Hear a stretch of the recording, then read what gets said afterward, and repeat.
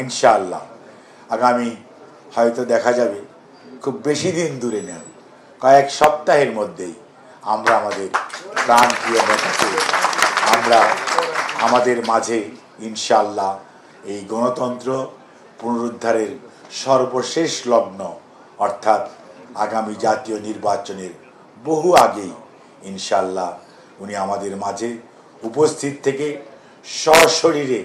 নেতৃত্ব দিবেন এবং যারা আজকে গণতন্ত্রকে পিছিয়ে দেওয়ার জন্য জনগণের কথা বলে জনগণের অধিকার হরণ করার জন্য দেশে এবং বিদেশে বসে ষড়যন্ত্র করছেন, তাদের সেই ষড়যন্ত্র জনাব তারেক রহমানের নেতৃত্বে এদেশের মানুষ প্রতিরোধ করবে এবং ফেব্রুয়ারির জাতীয় নির্বাচন ইনশাআল্লাহ 24শে জুলাইয়ে অংশগ্রহণকারী সেই সকল পক্ষকে নিয়েই একটি জাতীয় নির্বাচন হবে, সেটির নেতৃত্ব দিবেন জনাব তারেক রহমান।